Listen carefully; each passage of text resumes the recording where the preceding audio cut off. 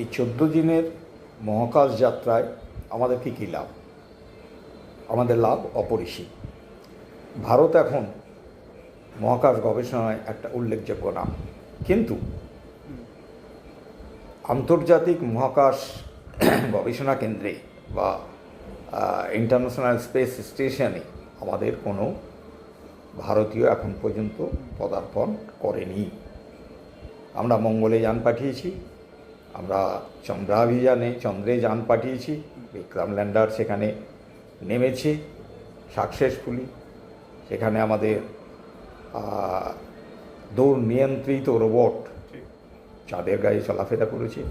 আমরা এত দূর পৌঁছে গেছি, কিন্তু একটা অবশ্যই ঘাটতি ছিল যে আমরা মহাকাশ গবেষণা কেন্দ্রে আন্তর্জাতিক স্পেস স্টেশনে এখন পর্যন্ত কাউকে পাঠাতে পারিনি। সেই দিক দিয়ে শুভাংশু শুক্লা যে 14 দিন পর ফিরে আসছেন, এটা আমাদের পক্ষে একটা বেশ বড় লাভ। আমরা সেখানে তাকে পাঠিয়েছিলাম ভারতের তরফে, আমাদের ইসরো, সেটা অনেক হিসেব করে পাঠানো হয়েছে।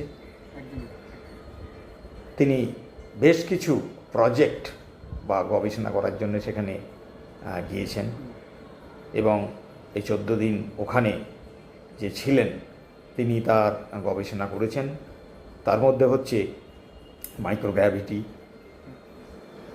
ওখানে গেলে যেহেতু গ্র্যাভিটি প্রায় নেই বললেই চলে, প্রায় নেই মানে ঘটনাটা হলো ওখানে মাধ্যাকর্ষণ শক্তি আছে, কিন্তু স্পেস স্টেশন ঘুরছে বলে তার কেন্দ্রাতিক বলের সঙ্গে সেইটা প্রায় নালিফাই হয়ে যায়, যার জন্যে যারা মহাকাশচারী সেখানে কোনো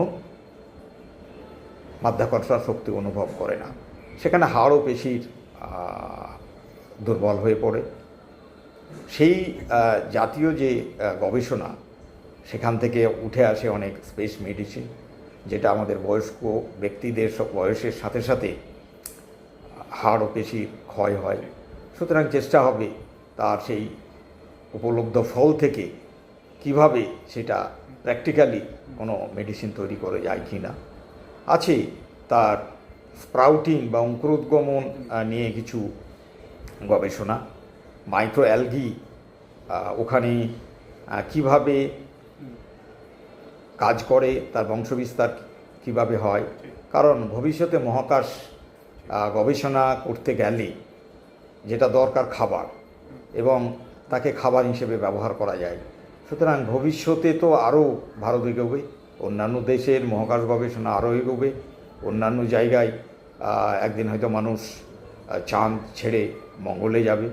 তাহলে এই ধরনের গবেষণা বেশ কিছু কাজে লাগবে। সুতরাং 14 দিনের যে তার যাত্রা, সেটা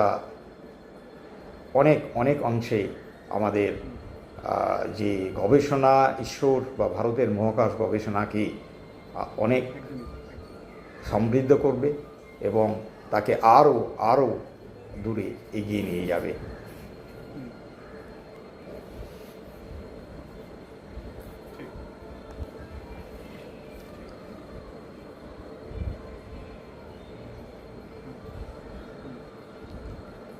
হ্যাঁ, ঠিক। সামনে আমাদের বিশাল একটা স্পেস এক্সপ্লোরেশনের বা একটা মিশন আছে, সেটা হচ্ছে গগনযান।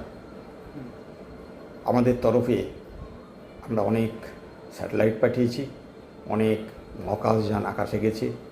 আগেই বলেছি আমরা মঙ্গলে সাকসেসফুলি মহাকাশযান পাঠিয়েছি।